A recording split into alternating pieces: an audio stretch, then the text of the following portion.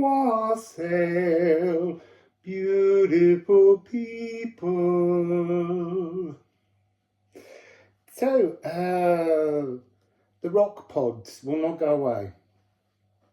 I'm being continually drawn towards that area. I have been, and now I'm beginning to understand why. I'm being given an exercise or a game, let's call it a game, that we can all play to help us understand our spiritual journey moving forwards. So I've been picking up Merlin in his Dolman that we visited all that time ago, the mother of many, the alignments of Karnak, the timekeeper, the gatekeeper there. All of this stuff is all flooding back through. And at first I was just like, maybe there are messages in the old videos that I need to look at, which I've done, and they make you go, oh, did I really do that, look like that? But they are, as I said the other day, they're like a journal. I can go back and I can see messages. So for the moment, I feel like there's one which is pick a menhir, and this is find a menhir. So there might be something in pick a menhir that I need to look at. I looked at someone, I just had to stop them. So find a menhir here. So what is this game that we can play? There's a beautiful site called megalith.co.uk. Might be something to do with Google Maps. Anyway, it's here. So if you look in the top right hand corner, I'm rubbish at left and right because I'm ambidextrous. If you look in the top left hand, right hand, stop doing that to me. Corner, there's a drop down button. If you press there, it offers you countries. So first of all, I want you to, not right now, stay with me. I want you to sit in some kind of meditation or flow or just wander and allow yourself to tune into a country. It could be where you live, but it doesn't have to be. It could be anywhere in the world, and then drop down that box, type in or select the country, and the map will open. And then, like, so here, I'm opening Peru because I've been there. It might be interesting for me to go back there energetically to see what might be open now. So I'm going to select this area where it says Chiclayo because I've also been there. So you click on that button and the map opens, and then you begin to see the different spaces, places, rocks, temples, all of the kind of wonderful historic old sites around the world. And the idea is you're picking one. Why are you picking one? Because the energy I'm being told is, from when I was in Delphi, we have all been behind the veil. We've all been the inspiration of an oracle. And that's what gives us, I think, the chance to incarnate in physical form. So you're going to pick, I say pick a menhir because I picked a stone. And the poetry of pick a menhir here and all of that kind of thing is what's helped me to find my way towards this reading.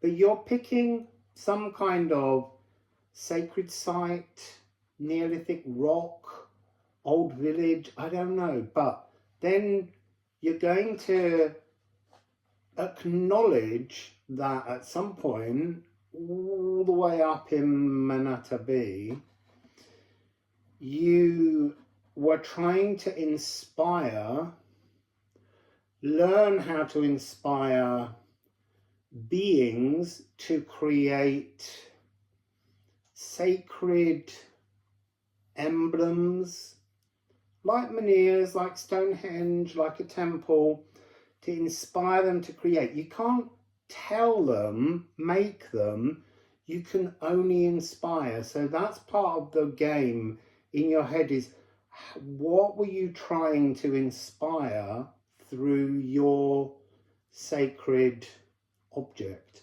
And then that object, once inspired, becomes materialized here on earth. And then from Manata B, you can come in and inhabit and be that temple, that rock, that oracle, whatever it is, you can be it. And now you can learn from it. Before you were there trying to inspire, now you're trying to inspire remembrances within you. It's so much easier in my head than explaining it. So you're picking a sacred site from around the world, and then you're going to cosmic +1 it. You're going to inhabit that energy. So what do I mean by that? It's a bit like when I used to talk about, as a child, I used to be inside a big crystal. Now I'm being, before going to sleep, I'm putting myself connecting with this particular stone that I've chosen that's secret and personal to me for now. I might share it later. I don't know. And I want, well, we should all try doing this exercise. Dig into the history of the area, of the spaces and places closest to your chosen sacred site. If there isn't much history, then allow yourself, while you go to sleep, to pull in the frequencies through the astral, through dreaming. It's really about learning to connect to something akashic, I want to say, in some way, because you will see things. So I'm just going to shuffle the cards and see if the runes want to add anything to the message. It's going to be a very short one, because it's an exercise where you find a menhir, find a temple, find a sacred space and inhabit it, in terms of anchor yourself there before going to sleep. Single card. Oh, look, so gorgeous. It will free you. It will give you a freedom of spirit. It will free you from the fences around us in the natural world, in our current lives. This is a very freeing, untamable exercise. The Ranger of Freedom, the Grazer of Thoughts. I mean, how beautiful. The resilient power to be your own keeper and keep roaming. That's gorgeous. And then hopefully one of these. Let's see. Might be 8. I'm not reading 8. So the purpose of this exercise, the rock pod, the temple, it's just coming across as rock pod because I chose a single menhir. And I need to tell you about my menhir before I pick up that card. I've been digging into my menhir I chose.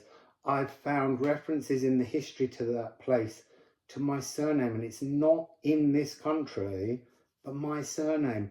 I found other references to songs that were composed about incidents that happened in the history of that place.